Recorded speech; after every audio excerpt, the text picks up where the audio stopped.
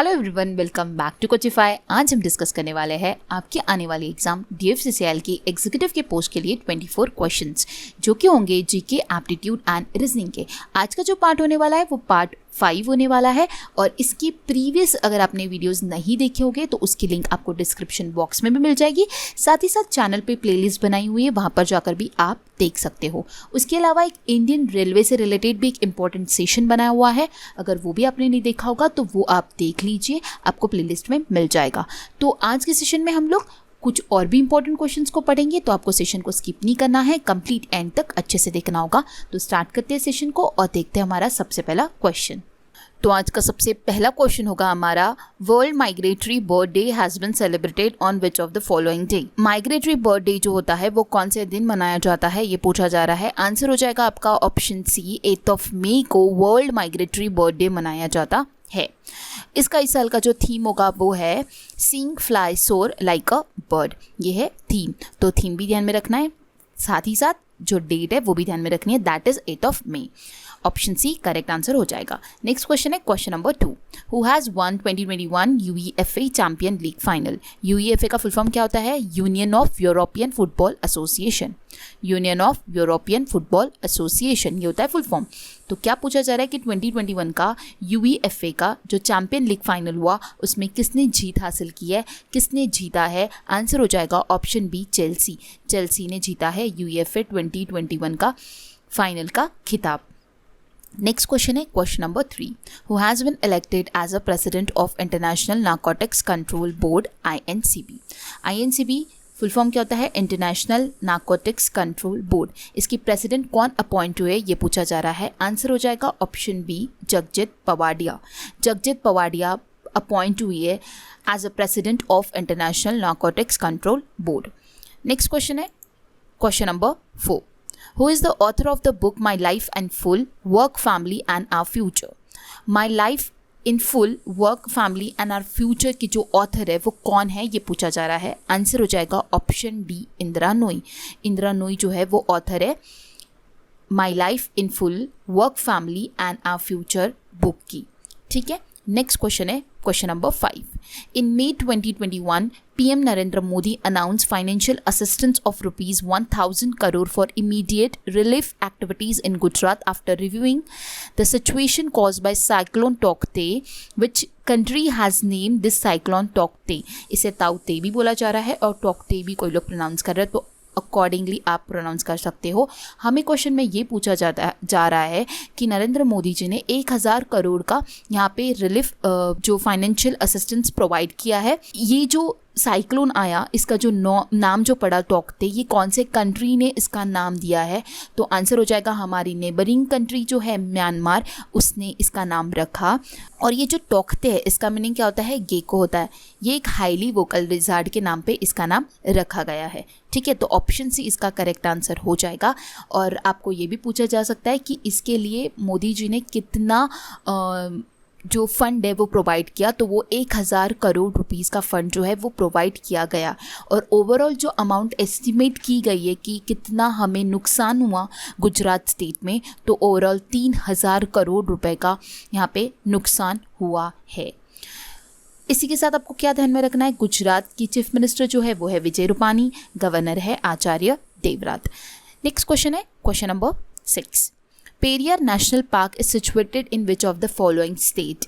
Periyar national park कौन से state का नेशनल पार्क है, कहाँ पर है वो, ये पूछा जा रहा है।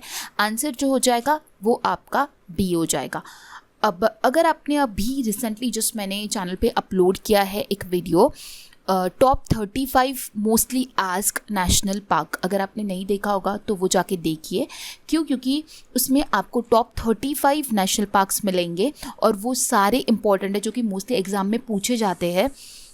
वही सारे नेशनल पार्क जो कि एग्ज़ाम में पूछे जा रहे हैं वही मैंने उस वीडियो में आपके साथ एक्सप्लेन किए हैं, और वो भी एक इंटरेस्टिंग ट्रिक के साथ। जैसे कि हम अभी देखेंगे कि पेरियार की ट्रिक कैसे बताई थी मैंने। अब जिन भी लोगों ने देखा होगा वो मुझसे कनेक्ट कर पाएंगे। मैंने पेरियार से आपको बोला था कि आपको जो ध्यान में रखना है कीवर्ड वो है peri.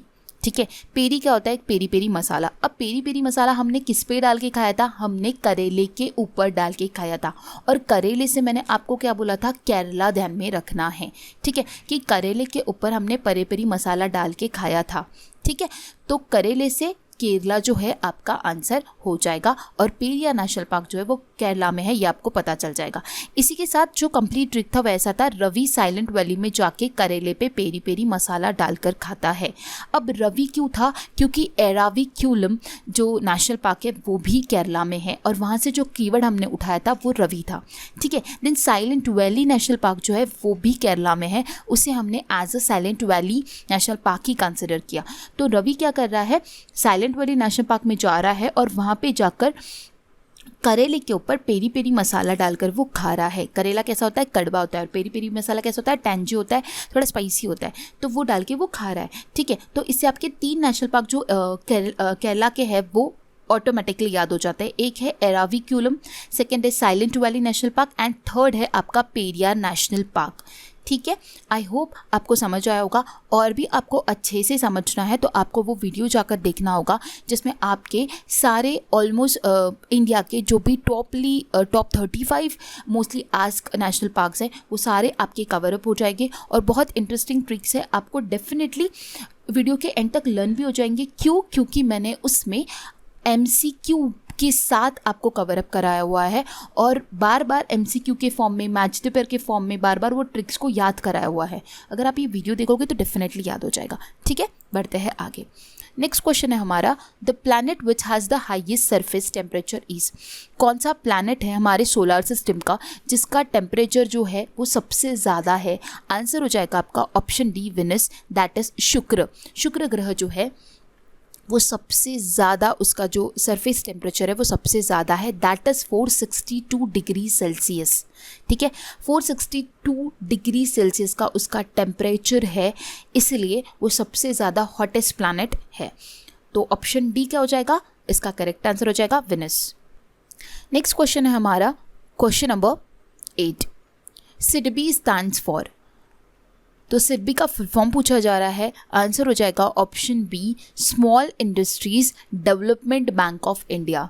Small industries development bank of India, ये सिडबी का फुल फॉर्म है। सिडबी का जो हेडक्वार्टर है वो लखनऊ में है, और सिडबी का जो एस्टैब्लिशमेंट हुआ वो हुआ अप्रैल 2, 1990 में, मतलब 2 अप्रैल 1990 में इस्टेब्लिश किया गया था। ये एक इंडिपेंडेंट फाइनेंशियल इंस्टीट्यूशन है जो कि MSME के ग्रोथ और डेवलपमेंट के लिए काम करता है। नेक्स्ट क्वेश्चन है हमारा question number 9, who one the Nelson Mandela world humanitarian award 2021। 2021 का Nelson Mandela world humanitarian award किसने हासिल किया? तो आंसर हो जाएगा आपका ऑप्शन बी, रुमाना सिंह सहगल। रुमाना सिंह सहगल जो है इन्होंने जीता है इस साल का Nelson Mandela world humanitarian award, ठीक है। इनको 2018 में मिस यूनिवर्स का खिताब भी इन्होंने हासिल किया था 2018 में, तो इस साल इन्हें ये अवार्ड मिला है। आपको ध्यान में रखना होगा, इंपॉर्टेंट है, ये अवार्ड मोस्टली एग्जाम में पूछा जाता है। नेक्स्ट क्वेश्चन है हमारा question number 10, recently Claude Joseph has been appointed as a prime minister of which of the following country. कौन से कंट्री के प्राइम मिनिस्टर बने हैं क्लाउड जोसेफ? आंसर हो जाएगा आपका ऑप्शन बी, हैती। किस तरह ध्यान में रखना है? ये भी एक रिसेंटली अपलोडेड वीडियो है, नहीं देखा है तो जाके देखिए। प्राइम मिनिस्टर और प्रेसिडेंट जो भी अभी रिसेंटली अपॉइंट हुए हैं from the month March, April and May, वो सारे मैंने कवर अप कराए इस वीडियो में। अगर आप देखोगे तो आपको सारे याद हो जाएंगे एक ट्रिक की मदद से। तो हैती का हमने ऐसे ध्यान में रखा था कि क्लाउड जोसेफ अगर पूछा जाता है कि कौन से कंट्री के बने हैं, तो आपका ट्रिक जो था वो था, जोसेफ ने कहा है तेरी की क्लाउड्स आ गए। क्या होता है कि जब क्लाउड्स आ जाते हैं तो बारिश आती है, तो हम यूजुअली बोलते हैं यार क्लाउड्स आ गए, अब बारिश होने वाली है। तो कैसा है कि जोसेफ ने क्या बोला है तेरी की क्लाउड्स आ गए। तो आपको ध्यान में रखना है कि जोसेफ है तो जोसेफ ने क्या बोला था, हेड तेरी की। हेड तेरी की से क्या हो जाएगा, हैती, क्लाउड्स आ गए। तो जोसेफ और क्लाउड ये 2 कीवर्ड्स थे। इन 2 कीवर्ड से आपको ये ध्यान में रखना था कि जोसेफ ने क्या बोला था और क्लाउड को देख के क्या बोला है जोसेफ ने, हेड टेरिकी, और हेड टेरिकी से क्या हो जाएगा, हैती, तो वो हैती के प्राइम मिनिस्टर अपॉइंट हुए हैं क्लाउड जोसेफ। इसके साथ हैती का जो करेंसी है वो है हैशियन गॉड और कैपिटल है पोर्टो प्रिंस। तो बढ़ते हैं हम आगे। नेक्स्ट क्वेश्चन है हमारा question number 11। Autocracy means, autocracy का मीनिंग पूछा जा रहा है। आंसर क्या हो जाएगा आपका, option C, absolute rule by one, मतलब कि किसी एक ही इंसान का रूल चलना, उसका मतलब होता है ऑटोक्रेसी। ठीक है, तो ऑप्शन सी इसका करेक्ट आंसर हो जाएगा। Autocracy is a system of government in which supreme power is concentrated in the hands of one person. ठीक है, सो ऑप्शन सी इसका करेक्ट आंसर हो जाएगा। ये जो एक आपको साइड में पोस्ट नज़र आ रही होंगी, तो ये पोस्ट जो है ये Coachify_official इंस्टाग्राम के पेज पे मैंने ऑलरेडी अपलोड किया था। इसी तरह और भी पोस्ट वहाँ पर होती रहती है, रिसेंटली जो न्यूज़ होती है वो होती रहती है, और भी कुछ इंटरेस्टिंग फैक्ट्स जो भी रिलेटेड टू आपकी एग्ज़ाम से इंपॉर्टेंट है वो सारी चीज़ें वहाँ पे आपको देखने मिलती है। अगर आपने वो पेज को फॉलो नहीं किया होगा तो प्लीज़ फॉलो कीजिए ताकि आप अपडेटेड रहे। बढ़ते आगे, नेक्स्ट क्वेश्चन है हमारा question number 12। Which metal is commonly use as a electromagnet, कौन सा मेटल जो है जिसको हम एज अ इलेक्ट्रोमैग्नेट यूज करते हैं, तो आंसर हो जाएगा ऑप्शन बी, आयरन। आयरन को एज अ इलेक्ट्रोमैग्नेट हम यूज करते हैं। अब आगे हम डिस्कस करने वाले हैं रीजनिंग के क्वेश्चंस। तो इसका हमारा क्वेश्चन है सबसे पहला, वो है ornithologist related to birds, so anthropologist related to what. अब ऑर्निथोलॉजिस्ट मतलब क्या होता है, स्टडी ऑफ बर्ड्स होता है। उसी तरह anthropologist is the study of Mankind.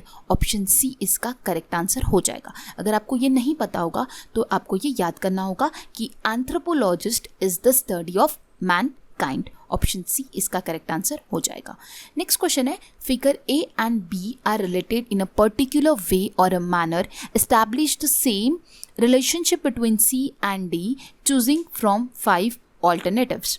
अब ए का रिलेशन उन्होंने बोला है बी के साथ में है, उसी तरह सी का रिलेशन डी के साथ क्या होगा ये हमें पता करना है। अब आपको नज़र आ रहा होगा कि सबसे पहला जो फिगर है वो है हेक्सागोन। ठीक है, आफ्टर हेक्सागोन क्या हो रहा है, पेंटागन आ रहा है। आफ्टर पेंटागन क्या आ रहा है, स्क्वायर आ रहा है। ठीक है, तो आफ्टर दैट क्या आएगा, ट्रायंगल आएगा। ये आप समझ सकते हो क्यों, क्योंकि यहाँ पे 6 साइड्स है, यहाँ पे 5 साइड्स है, यहाँ पे 4 साइड्स है, तो यहाँ पे डेफिनेटली 3 साइड्स होगी। ये बात तो समझ आ रही है। ठीक है, अब जिस तरह पहले 2 सर्कल्स थे जो कि हॉलो थे, ठीक है, अब यहाँ पे ये जो बी में क्या हो रहा है, फिर वो 2 हॉलो जो सर्कल्स थे वो बाहर आ रहा है और बीच में क्या आ रहा है, एक कंप्लीट सर्कल फॉर्म हो रहा है जो कि फिल्ड है। ठीक है, उसी तरह क्या होगा, आंसर जो होगा हमारा ट्रायंगल मिस होगा। That means between option A and 3 हमारा आंसर होगा। अब आंसर क्या होगा, आपको क्या ध्यान में रखना है, हॉलो को बाहर रखना है। हॉलो बाहर कौन से ऑप्शन में है, ऑप्शन 1 में है, सो आंसर 1 इसका करेक्ट आंसर हो जाएगा। समझ आया। बढ़ते हैं आगे। बहुत सिंपल सा क्वेश्चन था, आपको अच्छे से ऑब्जर्व करना है। जब भी फिगर वाले क्वेश्चन आते हैं तो बार बार मैं एक ही चीज़ बोलती हूँ, ऑब्जर्वेशन अगर आपका स्ट्रांग होगा तो आप क्वेश्चन का आंसर इजीली कर पाओगे। ठीक है, नेक्स्ट क्वेश्चन है हमारा, इन the following number series only 1 number is wrong, find out the wrong number. अब ये नंबर सीरीज दी हुई है, इसमें से एक नंबर जो है वो गलत है और वो गलत नंबर को हमें फाइंड आउट करना है। अब यहाँ पे क्या हो रहा है, 13, आप अच्छे से ऑब्जर्व कर रहे होगे, तो 13 + 14 का अगर हम एडिशन करते हैं, इन दोनों का अगर हम एडिशन करते हैं तो क्या आता है, 27 आता है। ठीक है, 27 आता है। अब हम इसको फॉलो करते हैं, क्या हमारा आंसर सेम आता है कि हमें देखना है। अगर हमने 27 + 14 किया, ठीक है, पहले पहला और दूसरा ऐड किया, अब दूसरा और तीसरा ऐड करेंगे। अगर मैंने 14 और 27 ऐड किया तो मेरा सम कितना आना चाहिए, 41 आना चाहिए। ठीक है, अगर मैं यहाँ पे 41 लाती हूँ तो मुझे देखना है कि मेरी सीरीज कंटिन्यूसली जो जिस फॉर्म में मैं बोल रही हूँ उसी फॉर्म में वर्क कर रही है या नहीं कर रही। अगर मैं 41 + 27 करती हूँ तो नेक्स्ट सीरीज 68 आ रहा है। दैट मीन्स कहीं ना कहीं जो लॉजिक बिल्डअप किया है वो करेक्ट है। तो यहाँ पे क्या होना चाहिए था, 41 होना चाहिए था। अगर यहाँ पे 41 होता तो 68 आता है। फिर अगेन आप आगे भी कंटिन्यू करके देखोगे, 45 + 68 करोगे तो आपका जो आंसर है वो भी करेक्ट आएगा। ठीक है, 41 + 68 करते हो तो 109 सम आ रही है। ठीक है, मतलब कहीं ना कहीं सीरीज जो चल रही है वो क्या हो रहा है, पहले 2 की सम, फिर नेक्स्ट 2 की सम, फिर नेक्स्ट 2 की सम, ऐसे वो आगे आगे कैरी फॉरवर्ड होते जा रहा है। ठीक है, तो 41 जो यहाँ पे चाहिए था 45 की जगह पे, इसलिए ऑप्शन सी क्या हो जाएगा, करेक्ट आंसर हो जाएगा। वो यहाँ पे रॉन्ग नंबर है। समझ आया। बढ़ते हैं आगे। नेक्स्ट क्वेश्चन है हमारा related to seating arrangement. MNPRTWFH are sitting around a square circle facing center। अब मैंने आपको पिछले भी बार बताया था, जब भी इस टाइप का क्वेश्चन आता है तुम्हें एग्जैक्टली नहीं पता होता है कि कितने लोग बैठे हुए हैं, प्लीज काउंट द लेटर्स। कितने लेटर्स है? 1 2 3 4 5 6 7 एंड 8। कितने हैं टोटल? 8। मतलब कि 8 लोगों का सर्कल में बैठाना है और जो कि सारे सेंटर फेस करें। मैंने इसलिए बोला मोस्ट ऑफ द टाइम 8 ही होता है, बट कभी कभार 7 आ जाता है, तो इस टाइम पे हम गलती कर देते हैं। इसलिए कभी भी बहुत ही कम समय लगता है, प्लीज़ काउंट कीजिए, ठीक है। तो हम क्या करेंगे, 8 लोगों का एक सेटिंग अरेंजमेंट बना लेंगे। 1 2 3 4 5 6 7 एंड 8, ठीक है। हमने 8 लोगों का सर्कल बना लिया। अब ये सारे लोग सेंटर फेस कर रहे हैं। सबसे पहले हम प्लेस करेंगे P is third to the left of M। P जो है वो M के थर्ड लेफ्ट में बैठ रहा है, मतलब M यहाँ पर बैठा है तो P कहाँ पर बैठ रहा है? यहाँ पे बैठा हुआ है, ठीक है। P is third to the left of M and second to the right of T। And जो आता है ऑलवेज बताया हुआ है, एंड जो आता है वो उस सेंटेंस के सबसे पहले लेटर के लिए आता है। दैट मीन्स किसके लिए आ रहा है? वो P के लिए आ रहा है। तो P is second to the right of T।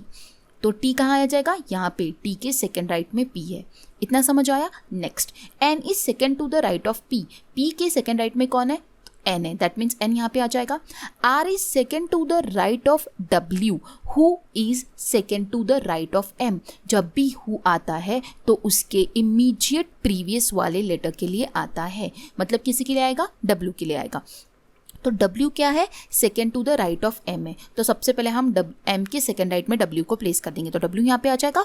और R जो है वो second to the right of W है, तो W के सेकेंड राइट में R यहाँ पे आ जाएगा, यहाँ पे आ जाएगा। अब क्या बोला है? F is not immediate neighbour of P। F यहाँ पे प्लेस हो पाएगा क्या? नहीं हो पाएगा। दैट मीन्स कौन सी प्लेस बचती है? ये बचती है। F यहाँ पे प्लेस हो जाएगा, तो रिमेनिंग जो भी लेटर होगा आपका जो कि है H, वो यहाँ पे प्लेस हो जाएगा। अब हमें क्वेश्चन क्या पूछा है? Who is the immediate right of P। P के इमीडिएट राइट में कौन है? H है। तो आंसर क्या हो जाएगा? ऑप्शन ए इस क्वेश्चन का सही आंसर हो जाएगा। नेक्स्ट क्वेश्चन क्या है? In which of the following is the first person sitting in between the second and the third person. क्या बोला है? पहला पर्सन जो है, सपोज P H N ये ग्रुप है, ठीक है। इस ग्रुप में क्या बोला है कि पहला पर्सन जो रहेगा ना P, ये जो सेकेंड और थर्ड पर्सन है ना, इन दोनों के बीच में आना चाहिए। इनका बोलना ये है। तो हम अब देखते हैं कि कौन से ग्रुप में ये सारी चीज़ें हो पा रही है। PHN अगर आप देख रहे हो तो PHN एक लाइन से आ रहा है, बीच में आ रहा है क्या? P नहीं आ रहा है। देन TRP, अगर आप TRP को देख रहे हो तो ये भी लाइन से आ रहा है, ये भी आ रहा है क्या? बीच में नहीं आ रहा है, नहीं आ रहा है। देन ऑप्शन C को अगर देखते हो TWF, तो ये भी नहीं आ रहा है, ये भी लाइन से आ रहा है, ये भी नहीं आ रहा है।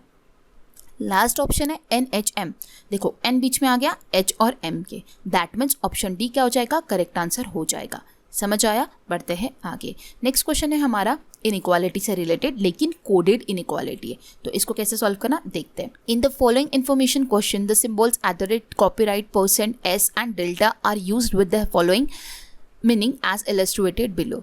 तो अब आपको क्या ध्यान में रखना है कि % अगर है तो उसका मीनिंग क्या हो जाएगा? P is greater then Q, ठीक है। डेल्टा है तो उसका मीनिंग क्या हो जाएगा? P is neither greater than smallest than Q। मतलब P अगर ग्रेटर नहीं है तो क्या हो जाएगा? स्मॉलर हो जाएगा। क्या बोला है? डेल्टा का मीनिंग क्या बोला है? P is neither greater than smallest than Q। मतलब डेल्टा का मीनिंग क्या हो जाएगा आपका? ना तो ग्रेटर है ना तो स्मॉलेस्ट है। दैट मीन्स क्या हो गया? डेल्टा का मीनिंग इक्वल है। ये समझ आया? देन एट द रेट का मीनिंग क्या हो जाएगा? P is smallest than Q, मतलब P जो है वो स्मॉलेस्ट है Q से, ठीक है। कॉपीराइट का मीनिंग क्या बोला है? P is either smaller than और इक्वल टू Q। मतलब क्या बोला है? P एक तो स्मॉलर है और इक्वल भी है Q से, ठीक है। ईदर स्मॉलर देन और इक्वल टू Q, मतलब इसका मीनिंग ये हो जाएगा। देन लास्ट है आपका S, ठीक है। S मतलब एक्चुअली वहाँ पे डॉलर होना चाहिए था, ठीक है। डॉलर होना चाहिए था, बट वो डॉलर नहीं है, बिकॉज सिंपल है तो वो डॉलर होना चाहिए था। वो डॉलर नहीं है तो हम उसे डॉलर कंसिडर करेंगे।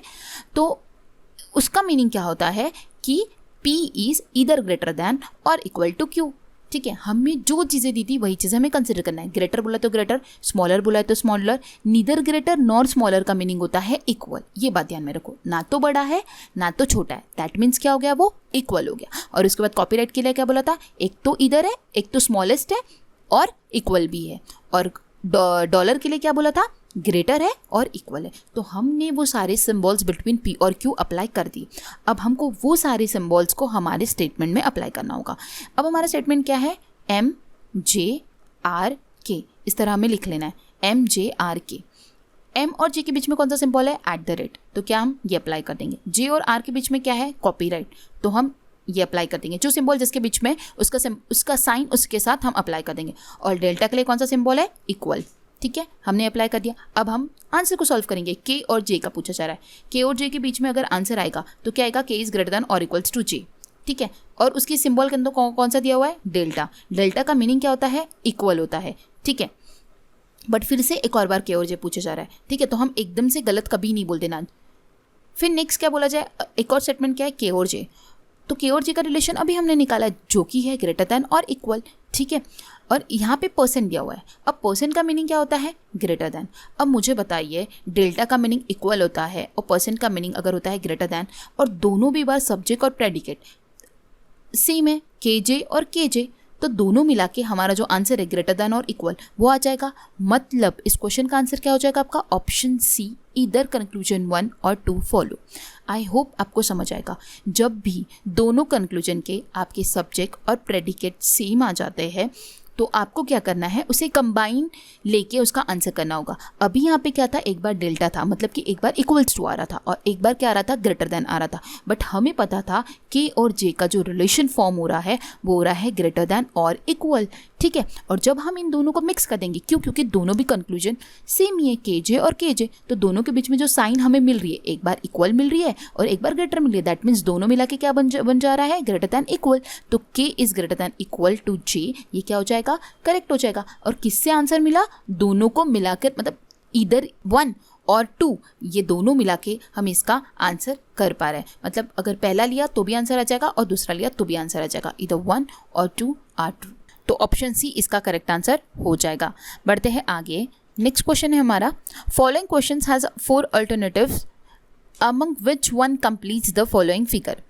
तो हमें अब ये फिगर दी हुई है, हमें यहाँ पे 4th फिगर है जहाँ पे हमें क्वेश्चन मार्क दिया हुआ है, तो हमें यहाँ पे प्लेस करना है कि एक्चुअल यहाँ पे क्या चीज़ें प्लेस्ड होंगी। तो अब हम जितने भी ऑप्शन है उसको अच्छे से ऑब्जर्व करेंगे। ऑप्शन ए तो एलिमिनेट हो जाएगा बिकॉज वो कहीं पे भी हमारी फिगर के साथ मैच नहीं कर रहा है। ठीक है, उसके बाद बी की तरफ आएंगे और इस टाइप के क्वेश्चंस को आपको देखना है कि आप एलिमिनेशन से करोगे तो आप जल्दी आंसर कर पाओगे। फिर आप बी की तरफ जाते हो तो आपको क्या हो रहा है कि 4 ट्रायंगल्स चारों कॉर्नर्स में दिए हुए हैं। अब चारों कॉर्नर्स में 4 ट्रायंगल्स है कि आपकी फिगर में अगर आप एक्चुअल देख रहे हो तो सिर्फ 3 ट्रायंगल्स है और 4 तो क्या है, कंबाइन है, बीच में एक स्क्वायर फॉर्म हो रहा है। ठीक है, सिर्फ एक लाइन है, सबके बीच में क्या है, सिर्फ एक लाइन बनी हुई है। ठीक है, वो ट्रायंगल नहीं है, तो सिर्फ 3 ट्रायंगल्स फॉर्म्ड है। तो यहाँ पे क्या बोला है, 4 ट्रायंगल्स बनाए, तो ये भी फिगर एलिमिनेट हो गई। ठीक है, अब जो आपका आंसर आएगा बिटवीन सी और डी के बीच में आएगा। लेकिन अगर आप डी को देखते हो तो क्या हो रहा है कि आपका जो ट्रायंगल है वो प्रॉपरली जो है वो प्रॉपरली बनाया हुआ है, एक ही लाइन में एक ही अलाइन में बनाया हुआ है। ठीक है, जिस तरह ये एल फॉर्म हो रहा है, नज़र आ रहा है आपको, मतलब एक ही लाइन में प्रॉपर 3 ट्रायंगल्स को बनाया हुआ है। बट अगर आप डी को देख रहे हो तो क्या हो रहा है कि देखो ये ऊपर बना और फिर ऐसा, मतलब ऊपर नीचे बन गया है, कहीं ना कहीं क्या हो गया, ये इनका जो असेंबलिंग है वो थोड़ा सा गलत है, तो ऑप्शन डी गलत हो जाएगा। तो इसी के साथ हमारा आंसर क्या हो जाएगा, ऑप्शन सी इसका करेक्ट आंसर हो जाएगा। अगर आप देखोगे तो वो प्रॉपरली अलाइन भी है, 3 ट्रायंगल्स भी है, बीच में सर्कल भी बना हुआ है और ये जो लाइन है वो इस स्क्वायर को क्या कर रही है, कंप्लीट कर रही है। तो ऑप्शन सी क्या हो जाएगा, करेक्ट आंसर हो जाएगा। नेक्स्ट क्वेश्चन है हमारा, in each of the following question various terms of the alphabet series are given with one or other term missing as shown, choose the missing term out of the given alternatives। मतलब कि हमें क्या करना है, अभी हमारा जहाँ पे क्वेश्चन मार्क है वहाँ पे कौन से लेटर्स आएंगे ये हमें फाइंड आउट करने हैं। अब अगर हम बी से एम की तरफ जाते हैं और एम से ओ की तरफ जा रहे हैं तो एम से ओ के बीच में तो ज़्यादा लेटर्स नहीं आ रहे, लेकिन बी से एम की तरफ बहुत ही ज़्यादा लेटर्स आ जाएंगे। ठीक है, तो हम क्या करेंगे, हम जो लॉजिक लगाएंगे ना, जब भी इस टाइप के क्वेश्चंस आते तो बहुत ज़्यादा लेटर्स के बीच की गैप, एक तो 1 2 3 4 तक है तो ठीक है, बट उससे ज़्यादा बहुत ही ज़्यादा बड़ा आ रहा है तो आपको जो लॉजिक, अगर आप एक दूसरे से इंटरकनेक्ट कर रहे हो वो आपको छोड़ के कहीं और कोई और लॉजिक लगाने की कोशिश करनी है। तो अगर हम देखते हैं कि इसका फर्स्ट लेटर बी है और इसका लेटर ई है, तो क्या हो रहा है कि फर्स्ट 3 लेटर्स का यहाँ पे एडिशन हो रहा है और ई से एच की तरफ जा रहा है तो अगेन +3 लेटर्स आ रहे हैं, तो एच से +3 करोगे तो क्या आ जाएगा आपका, के आ जाएगा। ठीक है, उसी तरह जब आप एम से ओ की तरफ जा रहे हो, ठीक है, एम से ओ की तरफ जा रहे हो तो +2 हो रहा है, एंड ओ से क्यू की तरफ जा रहे हो तो फिर +2 हो रहा है, तो क्यू से फिर से +2 करना होगा तो क्या आ जाएगा, ऐसा आ जाएगा। देन ओ से क्यू की तरफ जा रहे हो तो फिर से +2 हो रहा है, Q से S की तरफ जा रहे हो तो फिर से +2 हो रहा है, तो S से +2 करोगे तो क्या आ जाएगा, U आ जाएगा। दैट मीन्स KSU इसका करेक्ट आंसर हो जाएगा। ऑप्शन ए जो है वो करेक्ट आंसर हो जाएगा। समझा? हुआ क्या था यहाँ पे, पहले का लेटर इसका पहले लेटर के साथ +3 हो रहा था, मतलब पहले लेटर में +3 हो रहा था, और सेकेंड और थर्ड लेटर में क्या हो रहा था, +2 हो रहा था। तो हमने क्या किया, पहले में +3 लगाया और सेकेंड और थर्ड में +2 लगाया, तो आंसर क्या मिला हमें, ऑप्शन ए KSU मिला इसका करेक्ट आंसर। ठीक है, नेक्स्ट क्वेश्चन है हमारा सिलोजिज्म से रिलेटेड। स्टेटमेंट दिया हुआ है, कंक्लूजन दिया है, आंसर फाइंड आउट करना होगा। तो सबसे पहले स्टेटमेंट से क्या बना लेंगे, हम फिगर बना लेंगे। सम डेस्क आर टेंट, कुछ डेस्क जो है वो है टेंट। ठीक है, नेक्स्ट है some tent are river, some tent are river. Next है ऑल रिवर आर पॉन्ड, पूरी की पूरी रिवर जो है वो क्या है, पॉन्ड है। अब हमारा ये स्टेटमेंट बन चुका है, अब हमें करना है answer. Some pond are tent, सबसे पहले क्या पूछा है, some pond are tent. Yes, नज़र आ रहा है आपको, ये जो सम का पार्ट है, सम पॉन्ड और टेंट हो सकते हैं, यस दिख रहा है, तो क्या हो जाएगा, सही हो जाएगा। फिर बोला है सम पॉन्ड आर डेस्क, कुछ पॉन्ड जो डेस्क है। अब मुझे बताओ, पॉन्ड और डेस्क में कहीं पे भी कुछ मिक्सअप हो रहा है क्या, मर्जअप हो रहा है क्या, नहीं हो रहा है, बीच में हो रहा है क्या, नहीं। पॉन्ड इधर है, डेस्क पॉन्ड इधर है आपका, और डेस्क आपका इधर है। ठीक है, तो ये बीच में कुछ भी हो रहा है क्या, नहीं हो रहा है। इजीली हमें फिगर में चीज़ें नजर आ रही है क्या, नहीं आ रही। दैट मीन्स क्या हो जाएगा, ये गलत हो जाएगा। तो ओनली कंक्लूजन 1 क्या हो जाएगा, फॉलो हो जाएगा, इसलिए ऑप्शन ए इसका करेक्ट आंसर हो जाएगा। ठीक है, नेक्स्ट क्वेश्चन है हमारा related to direction. Amit walk 30 metre towards east, Amit क्या करता है, ईस्ट चलता है 30 मीटर। ठीक है, अब 30 मीटर चलने के बाद क्या होता है, took a right turn and walk 40 metres, उसके बाद एक राइट टर्न लेता है और 40 मीटर चलता है। Then took a left turn and walk 30 metre, उसके बाद क्या करता है, एक लेफ्ट टर्न लेता है और चलता है 30 metre. In which direction is he now from starting point, starting point क्या था, ये था, इससे अभी वो कहाँ पर है, यहाँ पर है। यहाँ से पूछा है कि ये स्टार्टिंग पॉइंट का जो डायरेक्शन है वो क्या होगा, तो आंसर क्या हो जाएगा आपका, कि स्टार्टिंग पॉइंट से उसका ये जो डायरेक्शन है वो क्या होगा, अभी वो कहाँ पर है ये पूछा जा रहा है, तो ये क्या हो जाएगा आपका, साउथ ईस्ट। ठीक है, ऑप्शन सी क्या हो जाएगा, इसका करेक्ट आंसर हो जाएगा, साउथ ईस्ट पूछा है कि वो अभी कहाँ पर है। नेक्स्ट क्वेश्चन है हमारा, select the answer figure in which the question figure is hidden.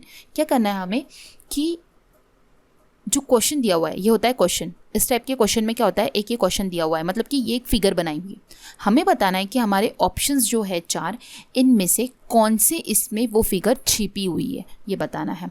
तो अब अगेन इसको हम एलिमिनेशन के फॉर्म में ही सॉल्व करेंगे। ऑप्शन ए को अगर आप ऑब्जर्व कर रहे हो तो बहुत कॉम्प्लिकेटेड नज़र आ रहा है, रॉन्ग कर दीजिए। ठीक है, ऑप्शन बी को ऑब्जर्व कर रहे हो, ऐसा रॉन्ग बन रहा है, कहीं पे भी आपको आपकी फिगर में रॉन्ग दिख रहा है क्या, नहीं, वो भी गलत हो रहा है। ऑप्शन सी को देखोगे, अगेन क्या हो रहा है कि कॉम्प्लिकेटेड है, रॉन्ग, कुछ तो भी लाइन्स बहुत ज़्यादा बनाई हुई है, तो वो भी गलत हो जाएगा। अगर आप ऑप्शन डी को देखोगे, ठीक है, आपको क्या चाहिए था, वाई चाहिए था, ऐसा वाई बना हुआ, ठीक है, वो y दिखना चाहिए आपको, ऐसा y कहीं पे भी नहीं दिखा। 1, 2 and 3 मतलब option A, option B and option C में कहीं पे भी y नहीं बना हुआ था, क्रॉस बने हुए थे।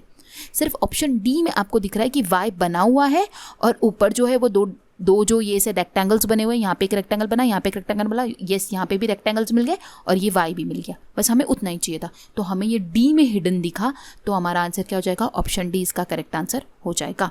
ठीक है, बढ़ते हैं आगे। लास्ट क्वेश्चन है हमारा, in each of the following letter series some of the letters are missing which are given in that order as one of the alternatives below it, choose the correct alternative. अब कुछ letters जो है वो क्या बोला है कि missing है, तो हमें पता करना है कि वहाँ पे कौन से लेटर्स आएंगे। अब आप इस टाइप के क्वेश्चन में, मैंने आपको पिछली बार भी बोला था कि आपको ऑप्शंस को ऑब्जर्व करना है, ऑप्शंस में क्या है। तो डेफिनेटली अगर हम सिर्फ सीरीज़ को देखेंगे तो अपने मन से हम कुछ भी पुट करने की कोशिश करेंगे, बिटवीन A to Z हम हमारे मन से नंबर लेटर्स को डालने की कोशिश करेंगे, बट हमें ये चीज़ नहीं करना है। हमें सबसे पहले क्या करना है, जितने भी हमारे ऑप्शन है, ऑप्शन 4 होते हैं हमें टोटल, उन सभी को ऑब्जर्व करना है, तो हमें पता चल जाएगा कि हमें कौन से लेटर्स को एक्चुअली वहाँ पर पुट करना है।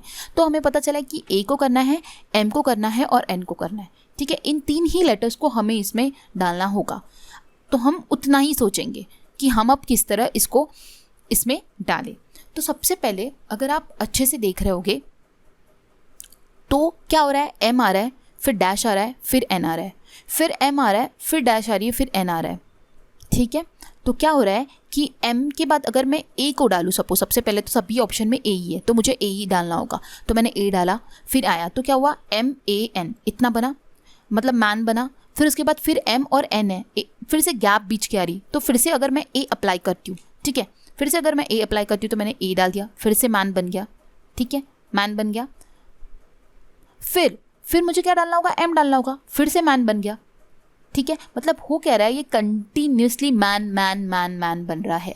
क्या हो रहा है, कंटिन्यूसली मैन मैन मैन बन रहा है। अब MAN मैन हो गया, फिर से मुझे यहाँ पे M डालना होगा, फिर यहाँ पे मुझे N डालना होगा, फिर से MAN हो जाएगा। मतलब कंप्लीटली ये फिगर क्या है, 3 का यहाँ पे कट है, ठीक है, 3 लेटर्स का यहाँ पे कट करना होगा और हर बार जो हो रहा है वो MAN मैन यहाँ पे फॉर्म्ड हो रहा है, ठीक है। तो आंसर क्या हो जाएगा, जैसे हम ऑप्शंस फिल करते हैं उस वे का देखना, AA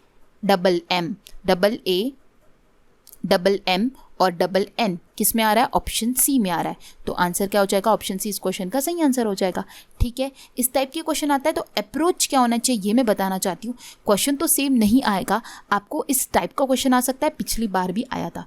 क्या करना है, सबसे पहले ऐसे क्वेश्चन देखने के बाद क्वेश्चन को सॉल्व करने की कोशिश नहीं करनी है, ऑप्शंस को देखना है। ऑप्शंस को देख के एनालाइज करना है कि हमें कौन से लेटर्स को वहाँ पे पुट करना होगा एंड अकॉर्डिंग टू ऑप्शंस हमें वहाँ पे क्वेश्चन में उन लेटर्स को पुट करना है, ठीक है। ऑप्शन सी इसका करेक्ट आंसर हो जाएगा। इधर हमारे टोटल 24 क्वेश्चंस को आज हमने डिस्कस किया। आई होप आपको सारे क्वेश्चन समझ आए होंगे।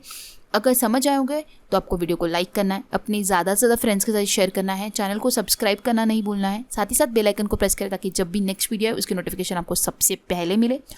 और आपके 24 क्वेश्चंस के अलावा जो भी वीडियोस मैं चैनल पे अपलोड कर रही हूँ, जैसे कि मैंने प्राइम मिनिस्टर का अपलोड किया, जैसे कि मैंने अपॉइंटमेंट्स का अपलोड किया, नेशनल पार्क का अपलोड किया, वो सारे वीडियो आपके लिए भी हेल्पफुल है। तो आपको वो वीडियोस भी जाकर देखने हैं बिकॉज आपकी एग्ज़ाम में उस टाइप के क्वेश्चंस पूछे जाते हैं।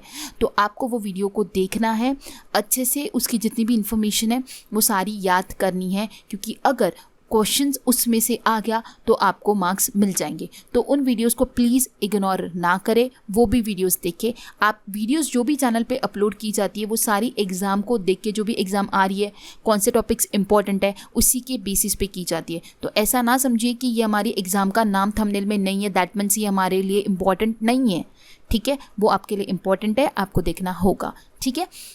So guys, thanks for watching and have a nice day.